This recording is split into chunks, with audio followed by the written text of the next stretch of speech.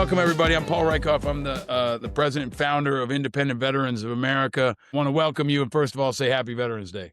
Veterans Day, I think, is a really unique time in this country where we celebrate our community, we remember our values, and I think most importantly, especially in times like this, it's positive and unifying, and I hope that it brings people together, especially a week after a pretty divisive election and coming out of the shutdown and everything else. Veterans are a real source of inspiration, hope, and I think unity. So I was at a couple of Veterans Day activities today here in New York. I'm in a green room at CNN where I share that because I was on television with Anderson Cooper talking about potential war with Venezuela, which would create a whole new generation of veterans that would be marching in the parades that we just came from. So I think it's an important time to underscore how important veterans leadership is. That's why we created IVA, is to find, unite, recruit, and elect independent veterans. We think that today, especially, people understand that you men and women are the hope for the future and the leadership that they're looking for. So I'm honored to be in touch with you. I want to give a big shout out to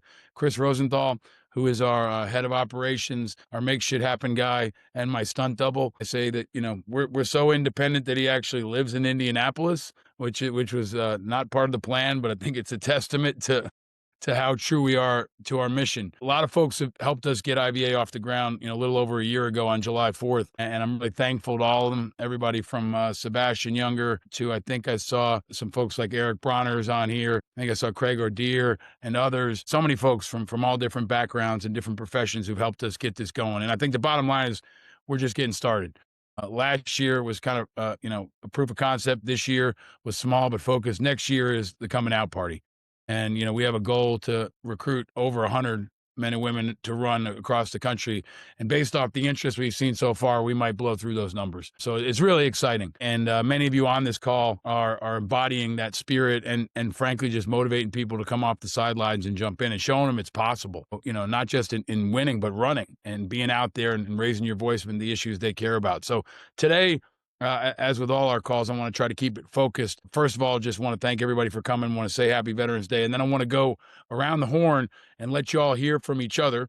We're recording this conversation. If anybody has a problem with that, please let us know. But I'd like to use part of it, at least in my podcast, maybe later this week, and share it with others. But this is just a start of bringing us all together. And I hope we can do it in person soon. This is just a start. Many of y'all did it on last minute notice. So thank you for that. I know many of you have been out in the cold or working your butts off at Veterans Day activities all across the country. So I hope this is a powerful and inspiring way to end it because it sets us up for what's next. I think I'll speak for, Chris and me. We get so many notes from folks, especially over the last couple of weeks, who say, hey, how do I get involved? How do I run? I saw the mission. I never heard of y'all before, and you're what I've been looking for. I got an opportunity today to go on C-SPAN, Washington Journal, took phone calls and talked about our mission, and we continue to get a ton of feedback from folks who saw that. So we're going to go around the horn. I think we've got everybody listed. We got Todd Achilles, Ty Pinkins, Toby Proctor, Mike Procuk, Dan Osborn, and Brian Bengs. And I just want to start with the two guys that won last week, because we called this the winner's circle. I think it's important for folks to understand that, independents aren't spoilers. Independents are the future, and they're winning. We've got these two guys here today who are going to share whatever they like, give you all like 3, 4 minutes, 5 minutes each. And then we'll go around the horn here from the 4 guys who are running for Senate. And then if we've got some time at the end, I'm happy to moderate a little bit of a conversation. But this is intended to be not the end, but the beginning. So, Mike, maybe let's start with you if we can. Frederick County, Virginia School Board. I ask you, I know y'all are on mute, but I give it up for Mike on his victory, on also the way you ran your campaign. And I'll throw it over to you, man. Happy Veterans Day. How did you do it and what did you learn? Thank you. Thank you. Serving, I would say serving was an honor. Everything I have, I owe to the Army, right? I mean, it allowed me to focus myself and achieve everything that I've got today. This campaign was the whole reason it started was the guy I was running against, right? He was a extreme right-wing candidate running for school board here in, Northwestern Virginia. It was not a good fit. It was not a good fit for our teachers. It was not a good fit for our schools. Wasn't a good fit for the students. I run a nonprofit for girls basketball. My wife is the PTO president at the elementary school. Everybody knows me as Coach Mike. I umpire. I'm at I'm at all the events even my kids don't play. Right? We've got 2 state level volleyball teams here in the county that are vying off for the state title. They eliminated each other last night, so it was kind of disappointing. But it's a true grassroots campaign. I got called everything from extremist liberal Democrat, that's coming here to mess up the schools, to the weak Republican, just name after name, making it up. I kept it clean, right? I never got embattled in those back and forth. I kept it focused on the kids, the teachers, the families. I got 11,000 voters in my district. I think I walked to just under 2,000 houses by the end of it. And we made 95% contact between text messaging, handshaking. I had 116 signs up in people's yards, and most of those were retired police chiefs, teachers, principals. I mean, everybody of importance had my sign up. We ended up taking 65% of the vote. It's the largest margin of victory by a school board candidate in my district ever. As far as local races go, it's the largest margin of victory by an independent candidate ever. I was out at the polls from 2 o'clock in the morning till 7 o'clock at night, and we were sitting around the house till midnight waiting for everything to be announced. Couldn't be more humbling and inspiring. I'm super excited. I love what you guys are doing, and I'm a testament to what can be achieved by remaining, fluid, remaining in the middle, finding out what's important to the people in the community and the state, wherever it is you're running, and speaking to them. People really appreciated that. The feedback was, at the polls, they had at one point in time, I had five places to cover. I sent all my volunteers out, and I stayed at the one that I knew would be the hotbed by myself. I had seven women from I can't remember what the name of the organization is here, but they're Republicans at one time, and me. So I'm running back and forth from side to side, and they're handing out sample ballots. And they're like, "Hey, here's a Republican sample ballot.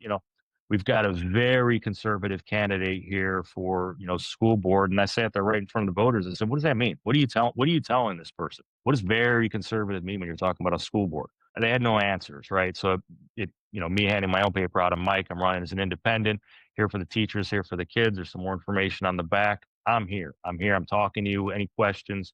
And I had a lot of questions, a lot of conversations, a lot of talking that day, but very few people had never seen me. Very few people had never heard of me. Very few people, came to the polls, completely in the dark about who I am and what I stand for. But that was work. It was a lot of work, ton of support in the community. And I'm super proud of what my circle did for me, and really excited to see what we can do for the next 4 years. I'm thinking probably go 2 terms because, you win by that kind of margin. I don't think anybody's going to have the guts in 4 years to run again. So we've got probably 8 good years with the school system here to get things headed in the right direction. Great stuff, Mike. Congratulations to you. Everybody give it up for Mike. I really want to credit you, your family, your community. You're showing what's possible, man. And then everybody's path is different. Everybody's strategy, I think, is different. So much of this is local. To go from Virginia, we're going to talk to Toby in a second. Connecticut's very different. But I'm really impressed by the diversity of geography we have here. And, from local school board all the way up to U.S. Senate. So, Mike, thank you for joining us. If folks want to leave anything in the chat to share with the group, please do that. Come offline. You want me to connect you guys? Happy to do that. Let's go over, please, to Toby Proctor, North Granby, Connecticut, Board of Finance. Another big winner for us last week up in Connecticut. Toby, congratulations to you and your team. Thank Thanks, you Paul. for carrying the flag for independent vets everywhere. I'll throw it over to you for a couple minutes, please, Toby. Tell us Thanks. how'd you do it and what'd you learn? Thank you, Paul, and thank you, Chris. Appreciate it. Mike. You did it a slightly different way than I did, but I think that the key to your point, Mike, I think the key was literally getting in front of people and just talking to them, and separating myself from the rest of the Democrats was challenging because my name was actually literally on the same line as the Democrats. So I had to constantly say, listen, I'm unaffiliated. And the second I said unaffiliated, they all of a sudden were like, oh, really? And I'd say, I'm also a veteran. That's like the two, left and a right. And they're saying, wow, okay, I can trust this guy. And he he's not owned by one of the parties. So he's going to do what's right for Granby. So I think that definitely helped my candidacy. And I think it certainly kind of surprised me, to be honest with you, that I got it. But the IVA, the actual endorsement was huge. I think that really, really helped people recognize that I was not owned by the major parties, and I'm working for Granby specifically. So I definitely appreciate all the help that Paul and Chris and all you guys have done. That's awesome, Toby. Give it up for Toby, everybody. I think, as I told a lot of you guys, I know sometimes it's lonely and you're out there banging away for a long period of time, but whatever boost we could give and recognition and amplification. And on Veterans Day, it's a good point. It's a good time to remind folks, just knowing you're not alone in this fight. There are other folks out there who are taking the hard right path.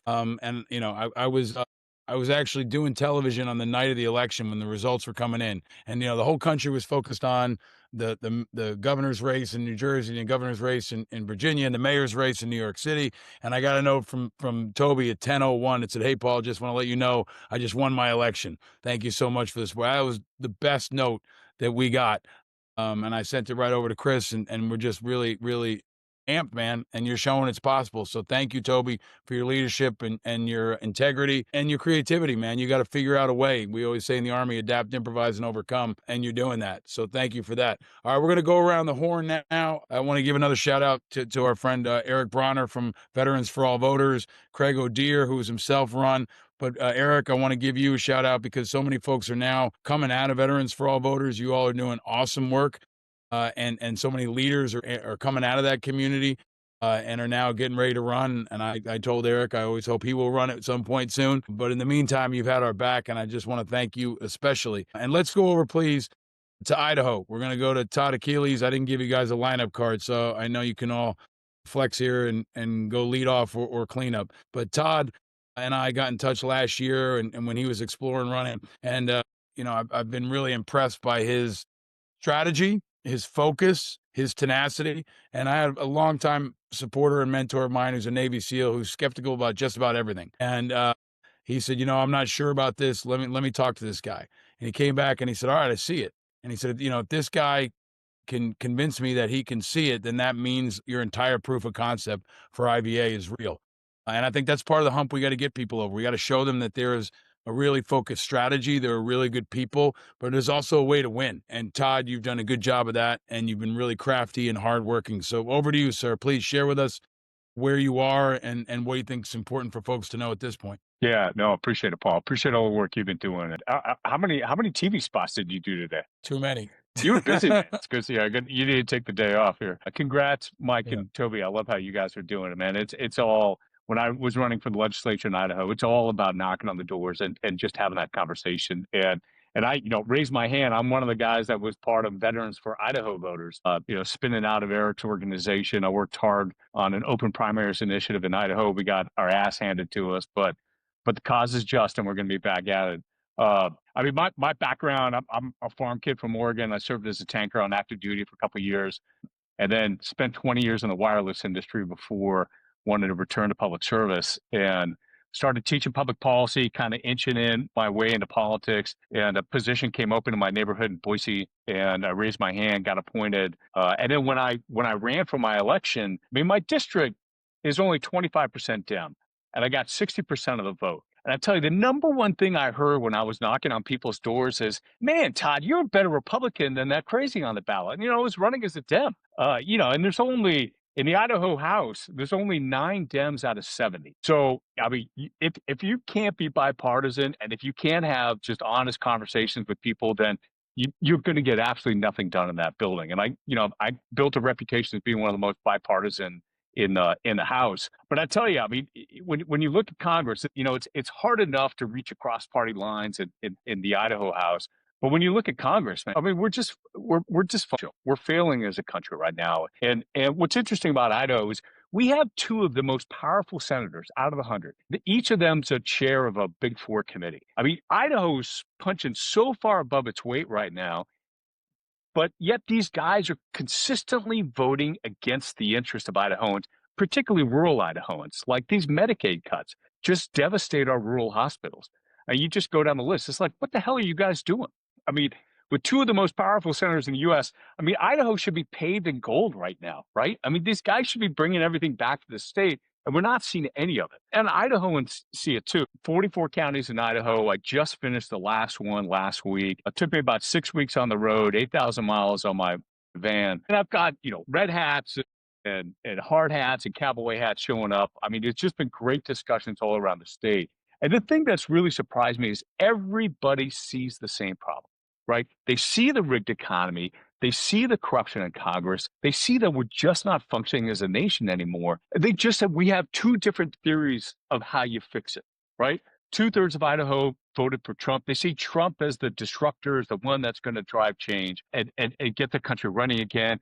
And then the other third thinks Trump is the problem and that the Democrats are going to bring change. And unfortunately, the reality is it's both of these parties. I mean, the corruption just runs so deep, and we saw this on the whole shutdown negotiation. So, when I tell folks I'm running as an independent and that I served on active duty, same reaction, Toby and Mike, as to what you guys have. I mean, I think people appreciate that, appreciate just being nonpartisan, just, how to solve hard problems in a nonpartisan way.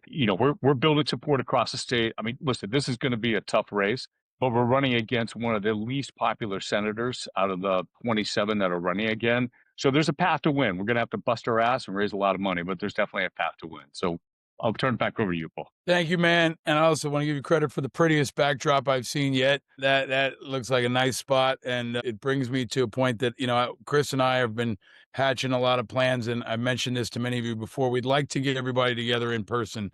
I hope maybe first quarter of next year. That place behind you looks like a good spot. Maybe we can do it. Or maybe it'll be in New York or DC or somewhere else.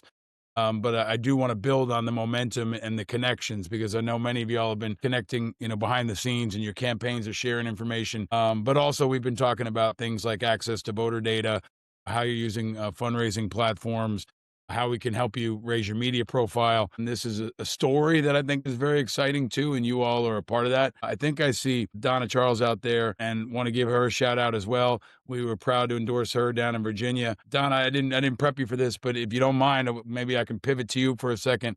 Just want to give you the floor and thank you for your leadership. You stepped up in a big race. And as I've told a lot of folks, this road is long, and we're looking forward to seeing candidates who continue to take swings and evolve and serve in new ways. But if you don't mind, Donna, I know I didn't give you a heads up on this. Just any insights you want to share. I want to thank you. We were proud to endorse you and want to give you the mic for a couple minutes here to share anything with the group you'd like. Well, first and foremost, thank you so much for not only having this, but also just happy Veterans Day to everybody. It's an honor to be on this platform with all of these amazing folks who have stepped up to serve in uniform. So thank you so much. And just for the opportunity to be here and learn and listen. It was definitely a difficult road to hoe, as you can imagine. Running as an independent for one of the highest offices that you could possibly do right out of the gate is no easy task. And I learned a lot of very good lessons. I will say, though, that during my time on the campaign trail, when I introduced myself, which I'll actually do that right now. My name is Donna Charles, for those who don't know. Air Force intelligence officer. That was my background, 14 November. Did a couple of tours in Iraq during the time of the height of the EJKs down there in Dora District and things like that. So spent a lot of time looking at some really gnarly ISR video. I was a ISR operations officer, so a lot of difficult things. Anyway, moving on. I jumped into this race knowing that it was going to be very difficult, but I knew it was also an opportunity to get out there and make sure people know that independents are stepping up. And I'm very appreciative of the endorsement. It was pretty much the highlight of not only my day, but pretty much my month. So thank you so much for believing in me. And I look forward to taking the lessons I learned from being on the campaign trail as an independent, as somebody who was the underdog, and looking at some local offices in the next couple of weeks that'll probably be a better fit. While I was on the campaign trail, I will say, though, that when I told people that I was running as an independent, the reaction I got was like Mike was saying, like Todd was saying, like Toby was saying, and first and foremost, Mike, Toby, congratulations on your races. All those who won, congratulations. People were more than receptive. They were very open to the idea because they identified as independents. And they would open up in a way that I found was really compelling and really motivating, because these are people who realize, not just from the recent years, but just over a period of decades, that we are in a very difficult place politically. Where we are right now is a bit of a hellscape, obviously, and it did not happen overnight.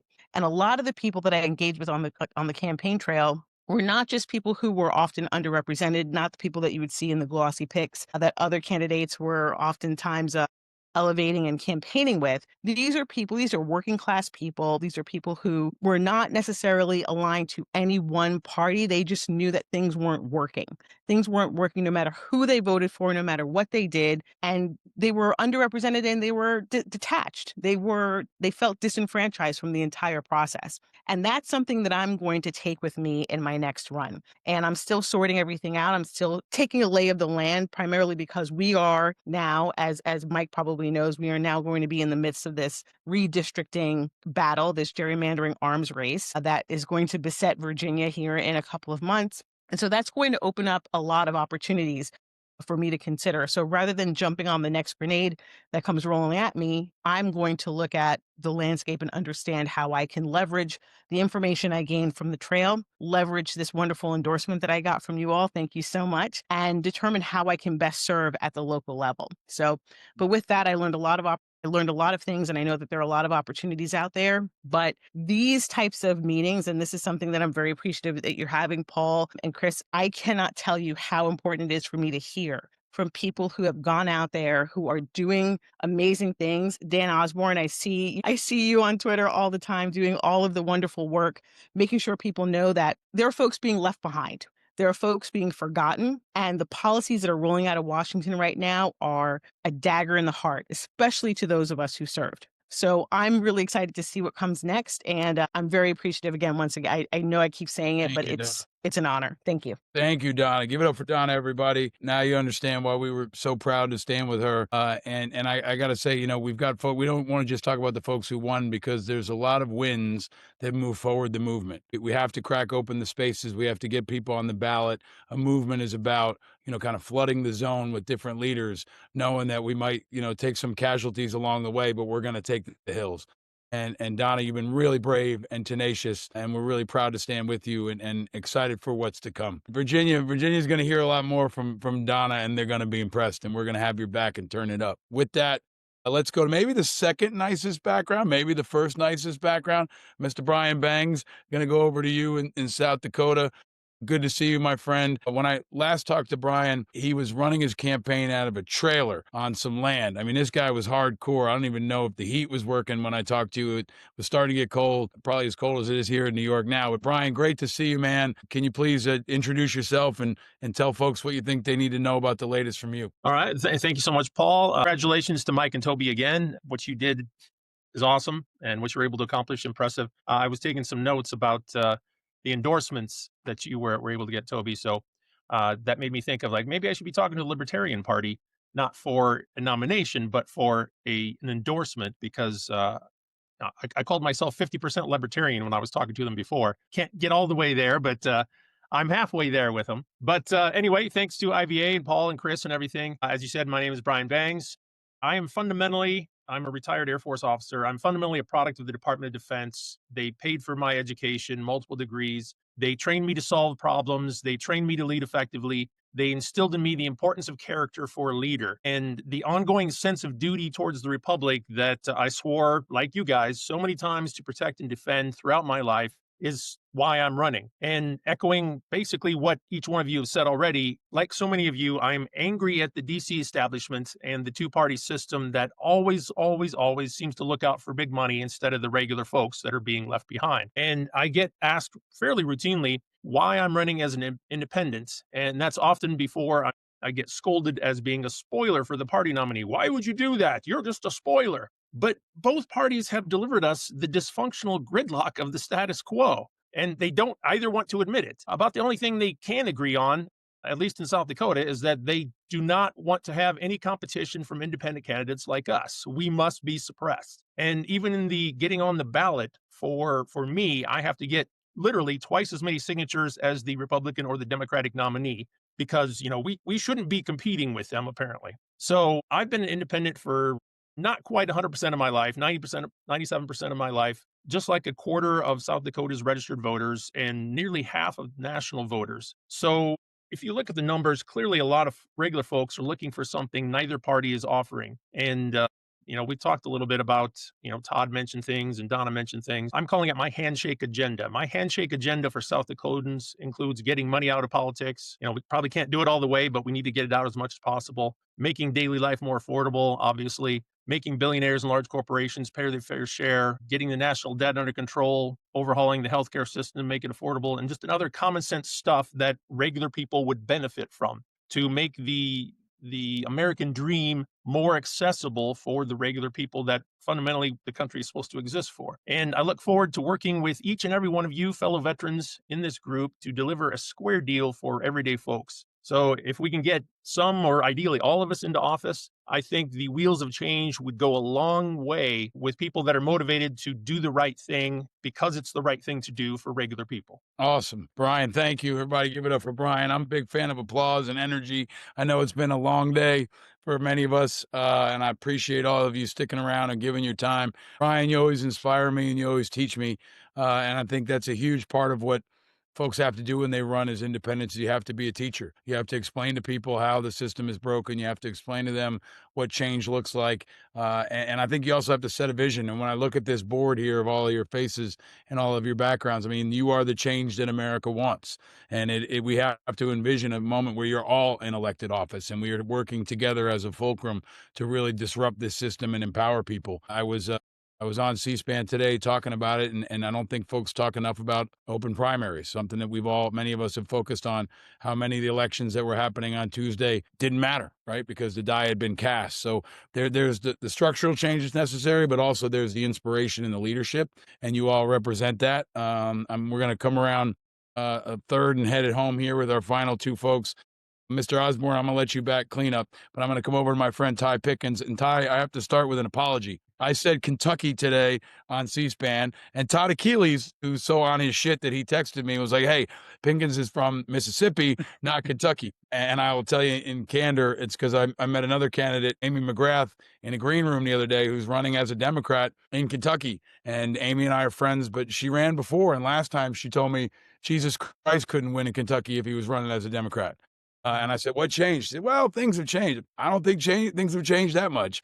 If she was running as an independent, it would be a very different situation. But you are not in Kentucky. You are in the great state of Mississippi, and I've been so inspired by you. You came on my show. Many of you have been on Independent Americans. Want to thank you for that. But Mr. Ty Pinkins, the mic is yours. Over to you, sir. First of all, thank you so much, Paul and Chris and Eric, for all the work that you're doing, and to all the people on here who run for office and who are running for office right now. Thank you for stepping up. Thank you, thank you, thank you. I am a retired Army warrant officer, 21 years, and I've been running for office for about 3 years now. So I took a kind of a weird path when I got into this process. I decided to challenge the senior senator in our state, knowing that I would lose. I knew I would lose, but I challenged him in order to prepare myself for the race today. One of the things that happened during that campaign when I was running in 2023 against Senator Roger Wicker is I was running as a Democrat, and the Democratic Party recruited me to put my name on the Secretary of State's ballot also. So that race was going on in 2023, the Secretary of State's race, and the race for Roger Wicker was happening in 2024, the following year. Luckily for me, I got a lot of name recognition in that Secretary of State's race. And then when the Senate race came around, I kept my name on the ballot, got a lot of more name recognition in that race. And now I find myself in this race for U.S. Senate against probably, and Todd, I'll challenge you on the weakest sitting senator. Nobody beats Cindy Hyde-Smith. I'm sorry. She's the bottom of the barrel. She's the end of the line. And so now I'm running against her today in Mississippi. And I'll echo what a couple of the earlier speakers said with regard to the words independent and veteran. Those are two powerful, powerful words when you're knocking on doors, because I think that people are looking for something that they can trust. And probably the last thing that voters do trust are veterans. It ain't Congress. It ain't the executive branch. It certainly ain't the Supreme Court right now. So veterans are it. So when I knock on doors, I'm a cold water in the face type person. I don't play around. I don't beat around the bush with voters. They ask me why I'm running, and I tell them flat out because I think both parties have failed us. I think the Democrats have failed us, and I think Republicans have failed us. And I go back and I give them the history of what's been going on over the past half century. And I'll give them one data point, and Paul has heard it, and the other three guys have heard it. I tell them how over the past 50 years that each party has had total control over the executive branch and both wings of the legislative branch on 6 different occasions over the past 50 years. And I asked the voter this question, the rhetorical question: if that's the case, why are we still dealing with immigration reform? Why are our kids still getting shot up in schools? Why is Mississippi the poorest state in the country with the highest poverty level in the country? Why we have hospitals closing in rural communities? And I let them think about it. And I asked them, what did Democrats do when they were in office and they had a 60 member supermajority in the United States Senate on 2 different occasions? Why are we dealing with this? And what did Republicans do to solve your issues also the last several times that they've had total control? And then voters get it because they're not dumb. They're smart. Once you give them the information, it's just that a lot of times elected officials and candidates like us, we have a little bit more information than they have. But once you treat them with respect and you explain stuff to them, a lot of them get it. And I've realized something really, really interesting over these past few years. Somebody earlier mentioned petition signatures. Mississippi is a unique place also with regard to the petition signature process, where a Republican, all he has to do is pay $2,000 and sign his name to a document, and he can get on the ballot. And the Democrat, all he has to do is pay $1,000, sign a candidate form, and he can get on the ballot. An independent has to go around the state and gather 1,000 signatures from 1,000 people. And in every county that he's gathered a signature, he has to take all of those signatures back to those respective counties, get them certified, then go back to all counties and pick up the signatures, then take them to Jackson and turn them in with $1,000. Now, I explain that to voters also. And they ask me why. They ask me, why is it so hard? Why is it so hard for independents to get on the ballot? I said, because Republicans and Democrats are terrified of independent candidates. They are absolutely mortified that an independent will get on the ballot, because then they have to ask questions. They have to answer questions. They have to answer tough questions that a Republican ain't going to ask a Democrat, and a Democrat ain't going to ask a Republican. And people start to see it. And I shared this story with Paul a few weeks ago, where I was at a blues concert behind the Dollar General in a dirt field, and blew my mind. And I had my petition clipboard with me. And I went on the stage and I said, my name is Ty Pinkins, running for U.S. Senate as an independent, and I'm a veteran. Got a clipboard. I need your signature. That's all I got to say. Got off the stage, and there's a group of white guys followed me. And I'm in a black area, a blues concert. A group of white guys were at the concert, and they were following me as I was going around asking people for their signatures. And every time I looked over my shoulder, they were following me. And I got to the back of the stage, and one of them tapped me on the shoulder. And he said, I'm a Republican. And he said, I want to sign your clipboard. And the other guy tapped me on the shoulder, and he said, which party are you going to caucus with? I said, neither party. I won't caucus with Republicans. I won't caucus with Democrats. I promise you that will not happen. I'm fine eating lunch alone. He said, give me the clipboard, and I'm signing it. And he said, and the third guy tapped me on the shoulder. He said, what do you think about gun control? I said, I support the Second Amendment, but I also support protecting our children in school. He said, give me that clipboard and sign it. And that's been what I've been getting around this state. And I'm happy to say that as of today, my opponents don't know it, but I've already surpassed the 1,000 signature mark that's required to get on the ballot. I've already passed it. Deadline December 26th. I'm already there. But I'm not going to tell them that. I'm going to let them find out on December 26th when my name shows up on the ballot. But I'm running really because, and I'll shut up after this, Paul.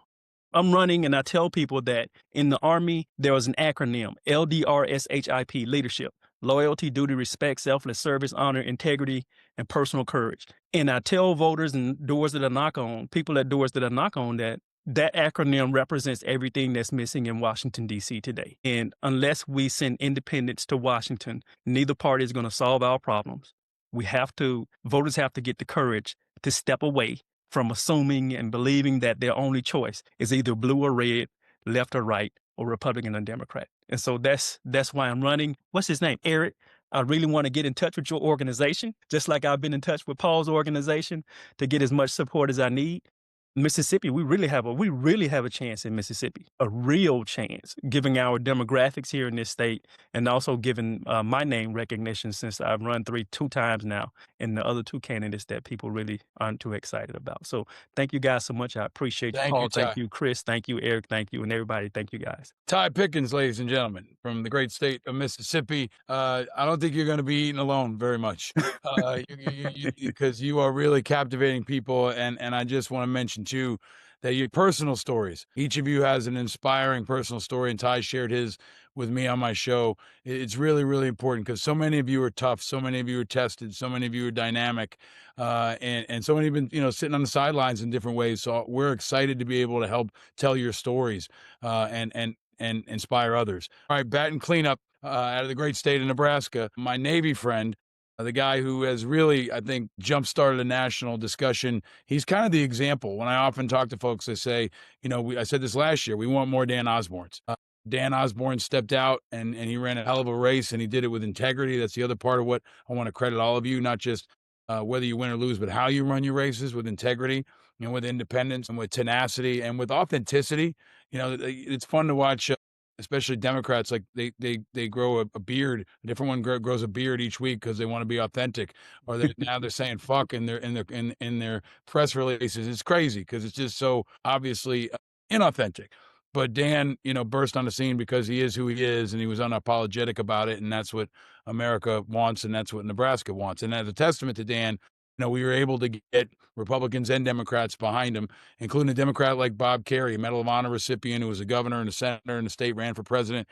He sees the future, and I think he understands that a Democrat can't win in Nebraska, but Dan Osborn can. So with that, I'm going to give you the floor, sir, and hopefully we'll have time for a couple more questions. But Dan Osborn, over to you, sir. Thank you, Paul, and I appreciate you for having this, man. I was able to do this with Paul in 2024.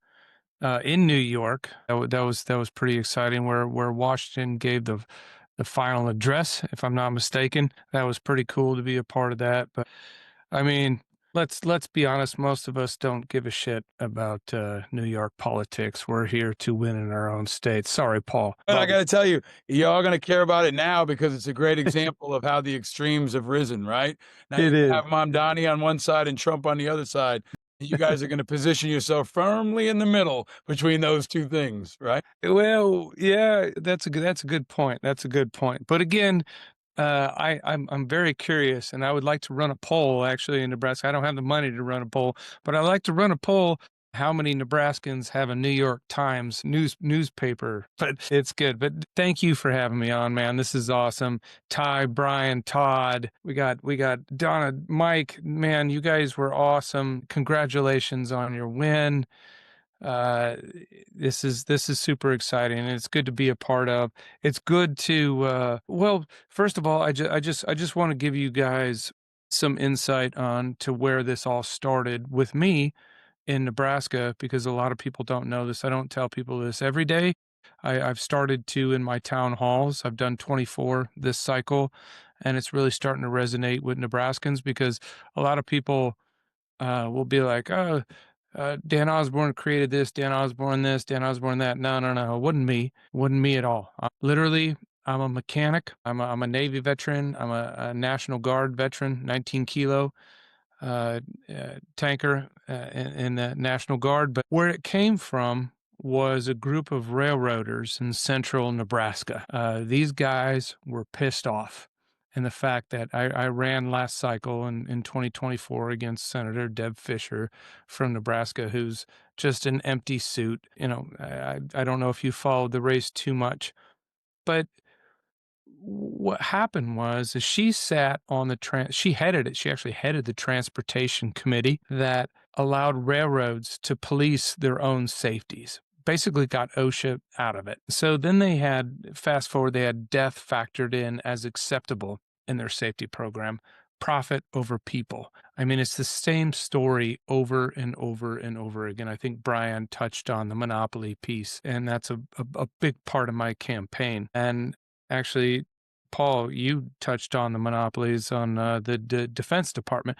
Like, there is so much that goes into who controls what in our country. And you can tie almost all of it back to the guilty parties being both Democrats and Republicans. Like, so many people on social media blame Donald Trump for everything that's going on, and they blame the voters. In Nebraska, they're blaming the farmers. The farmers are complaining on social media. So people are like, oh, it's your fault. You get what you voted for. And I'm like, no, you a little bit, right? A little tiny bit. But also so many administrations set the stage for what we're dealing with today. And for the people that are alive, that are old enough, if you wanted to blame somebody, you would have to go back all the way to somebody that voted for Nixon. You would have to blame somebody that voted for Carter, Reagan, Clinton, Obama. The names are escaping me. All the of them. Bushes. Exactly. You would have to blame all those in order, because what they did is they all catered to this corporate state that we're seeing ourselves in, right? Like, what I go out and I preach in my town halls and what I talk about we're not left versus right now. This is not what we're at. This is what they want us to be fighting about. They want it to be Republican versus Democrat, left versus right, libertarian or liberals versus conservatives, however you want to frame it. This is not it. This is big versus little. We are seeing it play out. We saw it with the inauguration of the President of the United States with the 5 tech bros sitting up front and center. I would have had a teacher. I would have had a nurse. I would have had a plumber and a carpenter and a bus driver in front of my inauguration. But no, this dude had the tech bros. So that was a precursor into what we're going to see in this administration. And so I always ask myself, whenever faced with any type of policy, who's winning right now? Who's winning? Every time I do a deep dive into who's winning, it's always the big guy, never the little guy that's winning. So it's really frustrating to me. So how do we course correct it, right? I mean, everybody can name the problem. It's easy to do. We can all name the problems, but how do we name the solutions? And I don't know that I have the solutions, but what we've come up with, and I've come up with it from talking to everyday Nebraskans. I did 200 town halls last cycle. I'll do another 200, hopefully 250 this cycle. I learn every single time, and I take something from somebody who's boots on the ground in their field, whether it's education or healthcare or ag or whatever the case may be, small business owner. I take something from them and I move on to the next one and I learn. And what we're learning is, I think the number one issue of our time has to be the money in politics, right? It has to be Citizens United. It takes $200 million to run for Senate in Texas, Montana, Florida, $300 million in Montana. Like, this is the problem. $1 billion for the President of the United States. It's the game. The system's rigged, right? I'm not going to argue with Trump when he said that, although we all know who's rigging the system for himself now. And so we fix that through campaign finance reform. I know and we can all reconvene or talk offline if you want to about messaging behind that and what we've learned. But also the second piece to that has to be anti-monopoly, antitrust. That is huge, right? Because without competition, there is nothing to drive down cost. Everything is about cost. I get a paycheck every week. I know how much comes in. I know how much goes out, guys.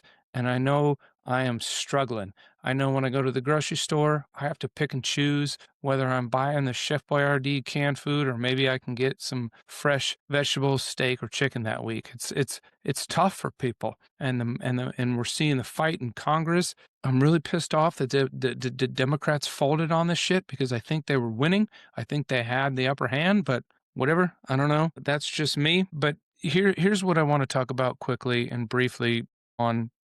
I'm sorry if I'm taking up too much time, Paul, on this, but You've got the most experience at this point, man. Well, at least a lot of valuable experience. But yeah, you got another minute or two. Go for it. And then we'll wrap okay. up. I'll do it briefly. So what I talked to everybody about, and you mentioned, Paul, I think you mentioned Dollar General. Somebody mentioned Dollar General. Ty did, and like painting Ty the did. most Yeah, amazing Ty. picture of a dirt area behind a Dollar General where there's a blues concert with the white guys following him around. Yeah, that was The moral of the story. Yeah, The moral of the yeah. story, and that was a great story, Ty. Yeah. Because I was thinking, we're gonna have to fly down to Mississippi and roll some dudes up for the end of this story. But I'm glad it ended well. But No, but Dollar General, you guys probably all see it in your states too. In my state, I've been through my state like 5 times, and there's a Dollar General at the end or the beginning of every single state. Why is that? When I first started traveling the state, I thought, it was a joke. I'm like, oh, there's a Dollar General, must be getting into a town. Sure as shit we were. Well, then we started to look into why. Well, Dollar General is actually one of the biggest grocers in Nebraska. And this isn't the first time we've been here in this country. I mentioned top versus bottom, big versus little, however you want to mention it. We had the Vanderbilts, the Carnegies, the JP Morgans, the Mellons at the turn of the century. You can change those names now to Musk, Zuckerberg, Ricketts, my opponent. You could change those names to the uber wealthy. And so what did the people do about it? Well, they passed legislation. They started to elect people like Woodrow Wilson and Teddy Roosevelt that changed the game, that champion antitrust and anti-monopoly laws. And then in the 1930s, they had now the name's going to escape me. I'll have to put it down because something's getting in my head that's not right. But there's a law that the grocers have to compete, right? So there's competition between the grocers, that a little mom and pop shop should compete with the major grocers. They should be able to buy the same goods as the rest of them. Well, you know what? We've gotten away from that. We've failed. And now you drive down Main Street, USA. It's probably not just Nebraska. You drive down Main Street, USA, mom and pop shops are boarded up. Why is that? Because we are not doing our due diligence as Congress as to enforce these laws that were put in place to create an even playing field for us all to be elevated, for the workers to be elevated, and the small business owners to be elevated. But I just wanted to share that, and I might have gotten too far into the weeds, Paul. I'm sorry. No, you didn't, But, man. I think it's helpful, man. I think it's helpful to understand. But to go back to the veterans again, happy Veterans Day to everybody, man. And I was talking to a veteran today who's a plumber in the shop that I work at. I'm still working my 40 a week. His name's Tom Passeri. He was in the Panama, Honduras conflict, and we were watching some videos. He was like, oh man, because I didn't know too much about it. So we started watching a couple videos, and he actually recognized some people from the videos, and the guy broke down and he had to leave. He was crying. And I was like, holy crap, man. I've never been in combat. And I just, if you guys have been, my heart goes out to you for what you got to deal with every day. I truly, truly am honored to be a part of this independent veterans. And, you guys are the true heroes. And I just signed up and did my time, I suppose. But man, it just really opened my eyes to the fact of what a lot of you guys did and had to endure. I appreciate it. Thank you, Dan. Everybody give it up for Dan Osborn, ladies and gentlemen. I think it's a good note to end on, Dan, because we're all in this together. And I think on Veterans Day especially, we all understand that not everybody comes home wounded, but nobody comes home unchanged, is what I was once told. And I think that that's really true. It's kind of an extended dysfunctional family that you got to reconnect with, and Veterans Day is the right time to do it. It's a combination of a birthday, July 4th, and homecoming. And that's kind of what it feels like when you're around each other. And I think the really important message that I want to end with, and I don't want to take us past the hour. I wish we could go to questions, but I'm also going to try to flex the discipline of staying on time here. I welcome, if you got questions in the chat, we can kick them on over to people. Feel free to email us so we can put you in touch. But I want to try to stay on time here. The goal on Veterans Day is to try to bring the country together, right? And remember our values, and to look at our leaders, and to give our enemies something to fear and our kids something to look up to. And I think that's what comes out of Veterans Day. The challenge is making every day Veterans Day. And you only do that if you truly disrupt the system and make it, the same system that we all fought for and signed up to fight for. And it's out of whack right now. And I think it's a good time to have this discussion, because between the DOJ cuts, Venezuela, and Congress's failure to even provide any basic oversight, and maybe the shutdown, most of all, I think the number of independents after the last couple of weeks in the shutdown is skyrocketing. And whether you agree with Democrats or the Republicans, I think everybody is understanding that this is broken and it looks like mutually assured destruction. And we want to offer an alternative that can be pragmatic and practical and independent and patriotic, real patriotism that puts country over party. And you all embody that. So next steps. Number one, I want to do this, on a more regular basis. We're going to do this maybe quarterly at least. and continue to grow the circle, bring in more speakers, have more questions. If you are here and you're not running, I want to welcome you and thank you for coming and for being a part of this. I always say about the veterans movement, you don't have to be a veteran to support the veterans movement because everyone's welcome. And if you don't want to run, there's plenty for you to do. We need volunteers. We need amplifiers. We need folks to help raise money. And we need ammunition, to go forward. And we need boots on the ground, and we need air cover and all the other pieces. So independents are not a spoiler. They're not an offset. They're the future, and you all are the future. So I'm excited to share this conversation with others so they can see the diversity, the dynamism, and the passion that you all have, because you're going to give people hope. And I think right now it's what they want. They want hope, and they want fighters. And then it's a hard path. Nobody takes the independent path because they don't want to fight. And if you can survive that crucible, it steels you for public service in a really important way. So I want to end there. I want to thank you. Chris, thank you for your logistical support. We will post this. If anybody has any opposition to that or any concerns, please let me know offline. But we do want to share it far and wide. And I want to encourage you to encourage others to sign up. We want to hit a goal of 100 candidates. We've got at least 4, maybe 5 running for Senate. We've talked to, I think, 3 or 4 that might run for governor. I have no idea how many for Congress, but we've already probably heard from half a dozen or more, and countless people. I got one more for the legislature in Idaho. All right, let's go. We're stronger together, and we're multiplying. So let's keep it going. And most of all, happy Veterans probably Day. got one down here in Mississippi for you also, who's running on the state level in Mississippi. There you go. Let's go. You guys are setting the example. But Veterans Day is a really important time. Let's keep the momentum going. Happy Veterans Day to all of you. And thank you for showing what this country is all about. Happy Veterans Day, everybody.